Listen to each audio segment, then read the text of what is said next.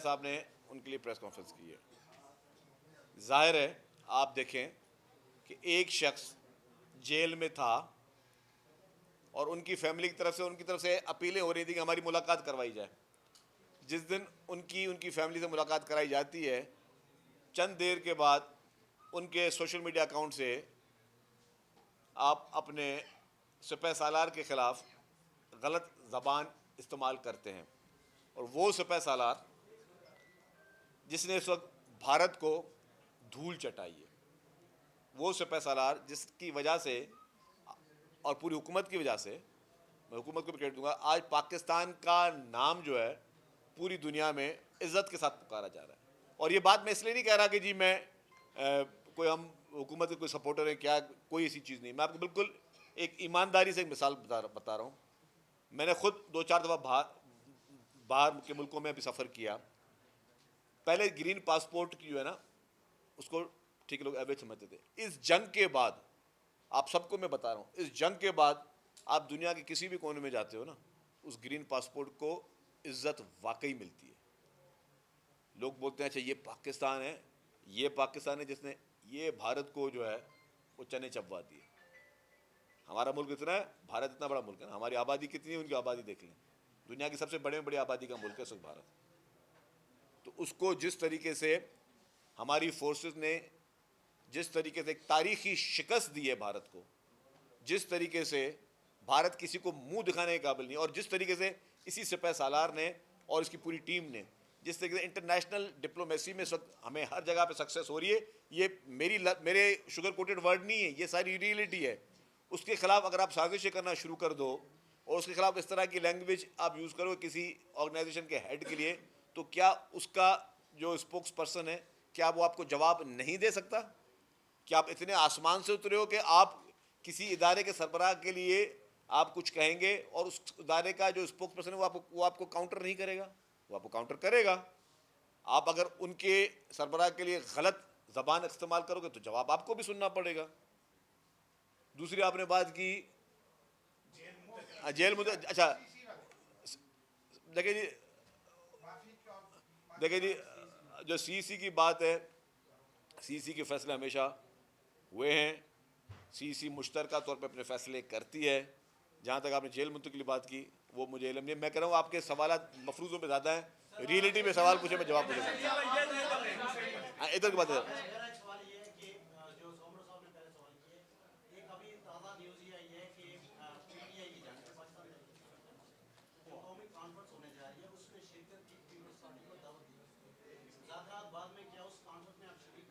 مجھے ابھی دعوت کا نہیں پتا.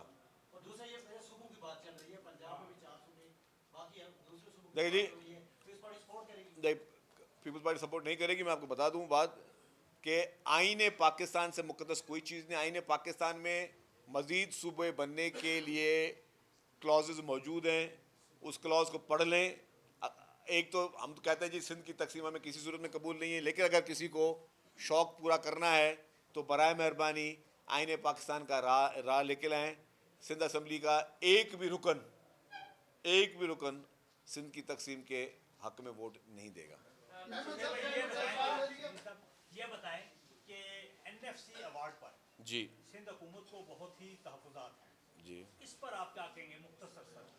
دیکھیے جی این ایف سی ایوارڈ پاس پاکستان پیپلز پارٹی کے دور میں ہوا.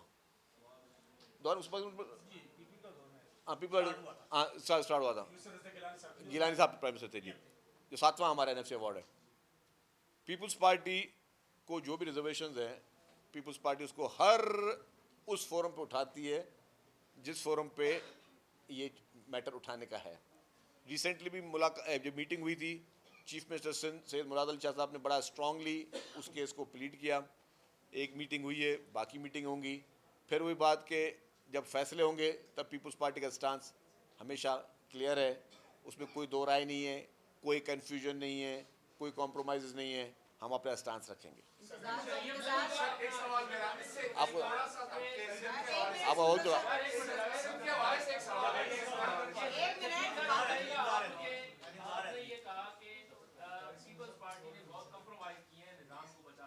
جی یہ بتائیں کہ کیا جو اس نہج میں اس وقت آپ کا نظام ہے دیکھیں جی، آپ کا سوال بالکل ٹھیک ہے، میں اس میں کوئی منافقت نہیں کروں گا.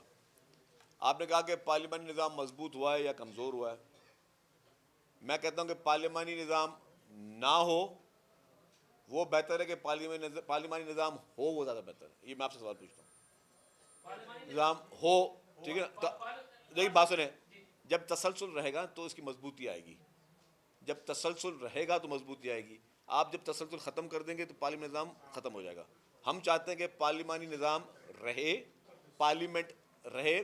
جب عمران خان صاحب کی حکومت تھی تب بھی ہم نے، جب ان کو دی گئی تھی حکومت تحفے میں کیک کی طرح پیش کی گئی تھی، تب بھی ہم نے کہا کہ پارلیمانی نظام رہے.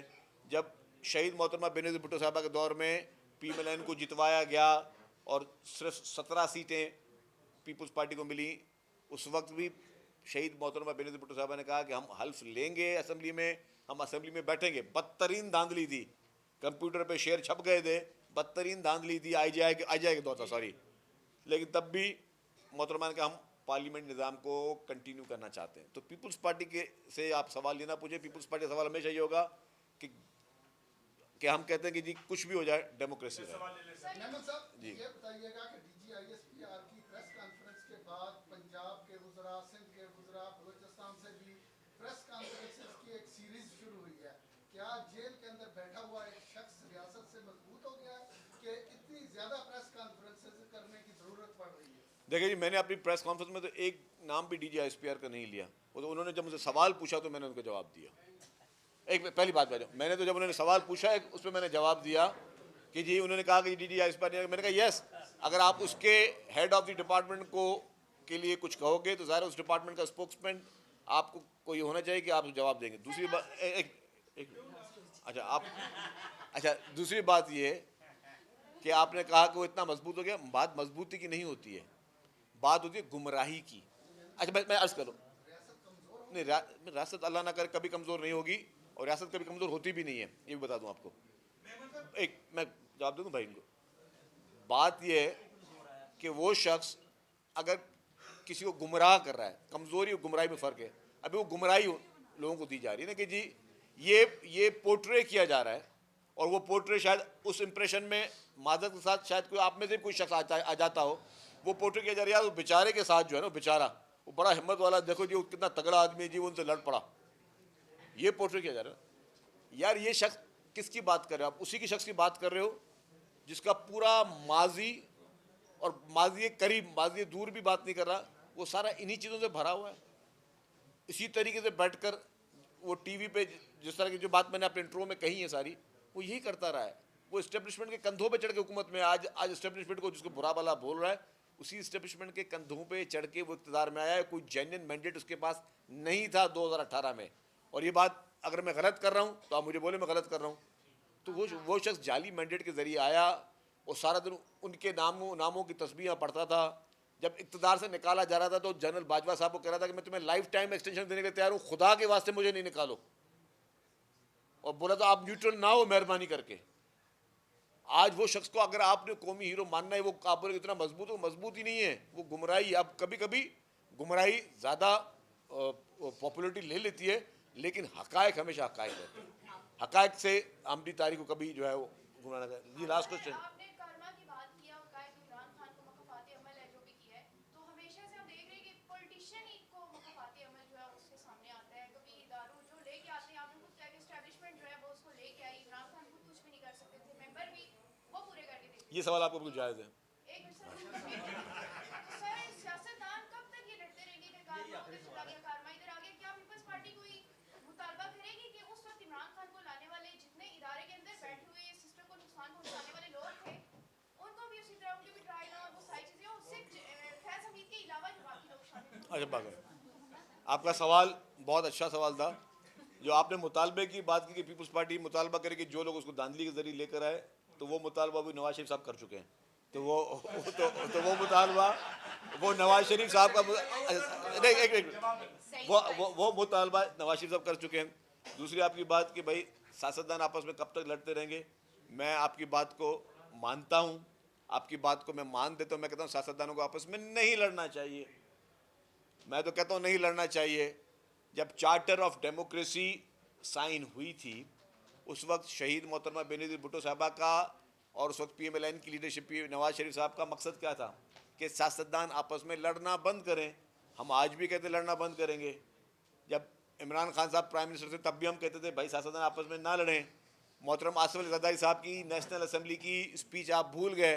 उन्होंने कहा था जी मुझे तो तुम आज नैब सिखा रहे हो, मैं तो उस दिन का इंतज़ार करूँ जब तुम्हारे पीछे नैब पड़े तो तुम्हारा क्या असर होगा। तो वही चीज़ है, ये सियासतदानों को हम तो किसी नहीं लड़ते। और आपकी बात को मैं अब फाइनल कमेंट में के तौर पे अगर बात करूं, पीपल्स पार्टी को वफाकी हुकूमत कौन से साल में मिली? आखिरी 2008 में। 2008 से लेकर 2013 तक मुझे एक पॉलिटिशियन का नाम आप सब मिलके बता दें जो जेल में गया हो। 2008 से लेकर 2013 तक कोई एक पॉलिटिशियन पाकिस्तान का वो जेल में गया हो, मुझे उसका नाम बता दें। नहीं गया जेल में। ये फ़र्क है पाकिस्तान पीपल्स पार्टी में कि पीपल्स पार्टी के दौर इक़्तिदार में एक भी पॉलिटिशियन जेल में नहीं गया ना। हालांकि सब अपने केस जेलों से निकल के सबने सियासतें की थी, आके इलेक्शन लड़े थे।